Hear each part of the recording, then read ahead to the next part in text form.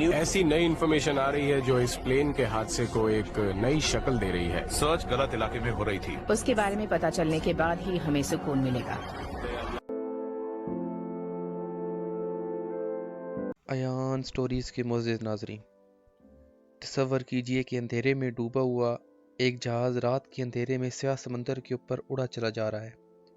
जहाज़ के कैबिन के अंदर बत्तियां बंद हैं, तमाम मफसलाती आलात ऑफ कर दिए गए हैं, वायरलेस सर्विस मुअत्तल है, ज़मीन पर किसी कंट्रोल टावर के रडार पर जहाज़ नज़र नहीं आ रहा। इसी मंजर को आगे बढ़ाते हुए जहन के पर्दे पर एक फ़िल्म चला कर देखिए कि जहाज़ के कैबिन में 238 अफराद अपनी अपनी सीटों पर बैठे हैं। ऐसा लगता है कि मुसाफिर अपनी नींद पूरी कर रहे हैं कि सुबह जब जहाज़ मंजिल पर पहुंचे तो ताज़ा दम हो। लेकिन ये सब बेहस व हरकत हैं। कहीं से किसी के बोलने, खराटे भरने या सीट पर किसमिसाने और हिफाजती बंद खोलने की मखसूस क्लिक की आवाज़ भी नहीं आ रही।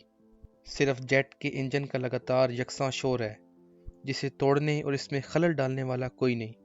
जहाज़ के कैबिन में तमाम के तमाम इंसान घंटों पहले मर कर ठंडे हो चुके हैं।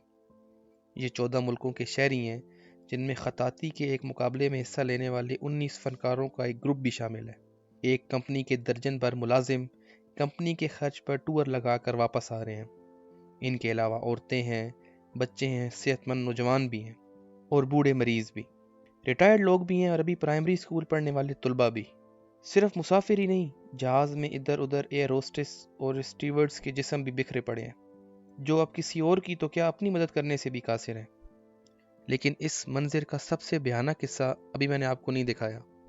अब तसव्वुर करें कि सिर्फ कॉकपिट जिंदा है, इसकी बत्तियां रोशन हैं, इंस्ट्रूमेंट क्लस्टर काम कर रहा है जिससे कभी कभार हल्की सी बीप की सदा आ जाती है, और एक शख्स जहाज़ का पायलट अपनी कुर्सी पर सीट बेल्ट से बंधा हुआ बैठा है, खामोश सोचों में गुम।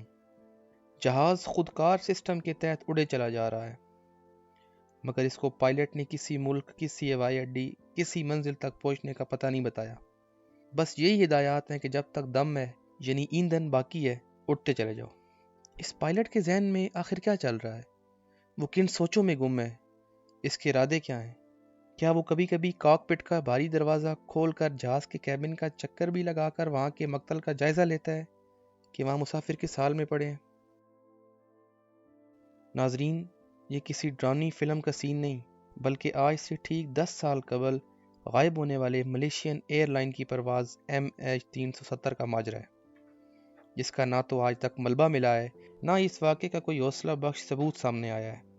इस जहाज़ के अंजाम के बारे में मुतअद्दिद मफरूज़े पेश किए गए हैं। इसे अमेरिका ने मार गिराया, रूस ने हाईजैक कर लिया, बरमूदा ट्रायंगल की तर्ज के किसी ब्लैक होल में चला गया, या फिर किसी पोर्टल में चला गया, या दहशतगर्दी का निशाना बना, या आसमानी बिजली ने से बसम कर दिया। फ़नी खराबी, कंप्यूटर सिस्टम का ब्रेकडाउन, शाब साकिब से टक्कर, कोई भी तशरीह, कोई भी बात इसकी वजाहत करने से कासिर रही कि जहाज़ के तमाम मवासलाती आलात एक साथ कैसे बंद हो गए। इस गुमशुदा जहाज़ पर नेटफ्लिक्स की एक सीरीज़ भी बनी है, MH370 the plane that disappeared.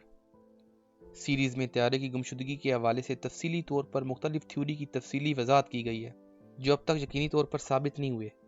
इस सीरीज़ का पहला उन्वान है पायलट, जिसमें एक थ्योरी पेश की गई है कि त्यारे के कैप्टन ज़हारी अहमद शाह ने जानबूझकर त्यारा तबाह किया।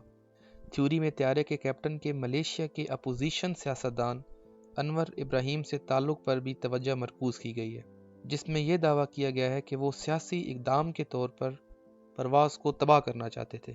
दस्तावेज़ी फ़िल्म की दूसरी किस्त का उन्वान द हाईजैक है।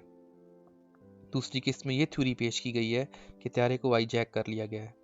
मकामी वक्त के मुताबिक तकरीबन 1:21 पर त्यारे को मलेशिया की फ़ज़ाई हदूद से गुजरते हुए दिखाया गया है, और इसके चंद लम्हों बाद त्यारे को वियतनाम की फ़ज़ाई हदूद में दाखिल होना था।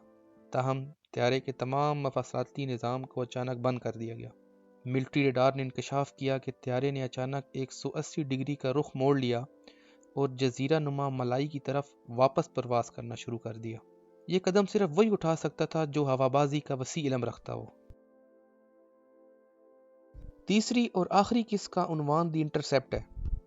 فرانسیسی صحافی فلورنس ڈی چانگی نے دعویٰ کیا کہ امریکی فوج نے MH370 طیارے کو بحیرہ جنوبی چین کی فضا میں مار گرایا تھا۔ تھیوری میں دکھایا گیا ہے کہ طیارہ بھاری مقدار میں الیکٹرانکس لے کر جا رہا تھا جسے چین حاصل کرنا چاہتا تھا۔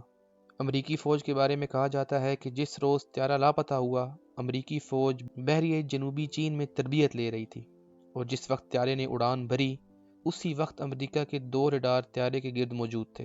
یہ قیاس آرائیاں بھی کی گئیں کہ پائلٹ کو طیارہ لینڈ کرنے کا حکم دیا گیا تھا، لیکن پائلٹ نے ہدایات کو نظر انداز کر دیا، جس کی وجہ سے امریکہ نے طیارے کو فضائی حملے کے ذریعے مار گرایا۔ حتیٰ کہ ناظرین اس کے بارے میں بہت سی تھیوریاں بنائی گئیں۔ پچھلے 10 سال کی تحقیق اور تفتیش کے بعد ماہرین کی اکثریت کا یہ نظریہ ہے کہ جہاز کا کوئی حادثہ پیش نہیں آیا، بلکہ وہ سوچے سمجھے خودکش منصوبے کا نشانہ بنا، اور یہ کام پائلٹ نے کیا، جو اپنے ساتھ 227 مسافروں اور عملے کے 11 ارکان کو بھی لے ڈوبا۔ ناظرین، جہاز میں 2 پائلٹ تھے، 27 سالہ فارق اور 53 سالہ زہری احمد شاہ۔ نہ تجربہ کار فارق سے اتنے بڑے اور پیچیدہ منصوبہ بندی کرنے کی توقع نہیں تھی، اس لیے شعبات کا رخ زہری احمد شاہ کی جانب ہے، جن کا تجربہ فارق احمد کی عمر کے برابر یعنی 27 برس تھا، اور ان کا جہاز اڑانے کا کل وقت 18,000 گھنٹے سے زائد تھا۔ زیادہ تر ماہرین کا خیال ہے کہ زہری احمد شاہ نے اپنے معاون پائلٹ فارق کو کسی کام سے کاکپٹ سے باہر بھیج کر دروازہ پیچھے سے بند کر لیا۔ اس کے بعد انہوں نے جہاز کے کیبن کو ڈی پریشرائز کر دیا، جس سے جہاز کی آکسیجن بند ہو گئی۔ چونکہ جہاز 40,000 فٹ کی بلندی پر پرواز کر رہا تھا، اس لیے جلد ہی آکسیجن ختم ہو گئی۔ جہاز میں ہر مسافر کے لیے صرف 15 منٹ کی آکسیجن تھی، جس کے ختم ہونے کے بعد مسافر دم گھٹ کر مر گئے۔ کاکپٹ میں زیادہ آکسیجن ہوتی ہے، اس لیے زہری احمد زندہ رہے۔ واقعے کی ایک کڑی جو زہری کی طرف اشارہ کرتی ہے وہ ان کے گھر موجود فلائٹ سیمولیٹر ہے۔ ملیشین پولیس نے ان کے گھر کی تلاشی لی تو ان کو سیمولیٹر پر ایک ایسی فلائٹ کا نقشہ ملا جس سے پتہ چلتا ہے کہ انہوں نے پہلے سے ہی اس پرواز کی مشق کر رکھی تھی۔ آخر زہری احمد نے یہ ہیبت ناک کام کیوں کیا؟ انہوں نے کوئی پیغام نہیں چھوڑا، کوئی شواہد نہیں کہ انہوں نے کسی کو اس بارے میں کچھ بتایا ہو۔ ایئرپورٹ کی CCTV فوٹیج میں اور جہاز کے غائب ہونے سے پہلے تک ان کی چال ڈھال، بات چیت اور رویے میں کوئی سراغ نہیں ملتا کہ وہ اس قسم کا کوئی کام کرنے جا رہے ہیں۔ لیکن پھر بھی تمام تر ثبوت انہی کی طرف کیوں جاتے ہیں؟ اب تک کی تحقیقات سے یہ پتہ چلا ہے کہ زہری احمد کی اپنی بیوی سے تلخی چل رہی تھی۔ ان کے بالغ بچے گھر چھوڑ کر جا چکے تھے اور زہری احمد تنہائی کی زندگی گزار رہے تھے۔ زہری کے کچھ دوستوں نے میڈیا کو بتایا کہ وہ بیوی کی جانے کی وجہ سے ڈپریشن کا شکار ہو گئے تھے۔ اس بات میں کتنی حقیقت ہے؟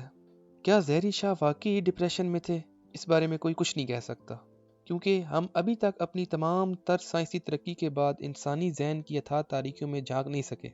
ہمیں نہیں معلوم کہ انسان جو ایک جانب تو جان پر کھیل کر ایثار کا مظاہرہ کرنے کا اہل ہے، دوسری جانب وہی انسان ایسے گناؤنے کام کر بیٹھتا ہے جس کی کوئی مثال نہیں ملتی۔ MH370 بحیرہ ہند کی گہرائیوں میں کہیں دفن ہے یا پھر کسی پورٹل میں چلا گیا ہے۔ اگر جہاز کا بلیک باکس مل بھی جائے تو شاید زہری احمد کے ذہن کے بلیک ہول تک کبھی بھی رسائی نہ مل سکے۔ ملیشیا کی حکومت نے 1 دہائی بعد یعنی اسی سال اسی پرواز کی تلاش دوبارہ کیے جانے کا امکان ظاہر کیا ہے۔ غیر ملکی خبر رساں ادارے کے مطابق ملیشیا کے وزیر ٹرانسپورٹ کا کہنا ہے کہ امریکی فرم اوشن انفینٹی نے جنوبی بحیرہ ہند میں طیارے کی ازر سر نو تلاش کے لیے رابطہ کیا ہے۔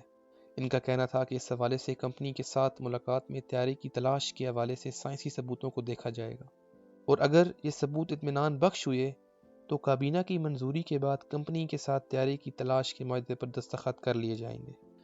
تو ناظرین، مزید اس طیارے کے بارے میں کیا تھیوریز پیش کی جائیں گی، یہ تو وقت ہی بتائے گا۔ آپ کا کیا خیال ہے کہ یہ طیارہ کہاں جا سکتا ہے؟ اپنی قیمتی آراء سے کمنٹ میں ضرور بتائیے۔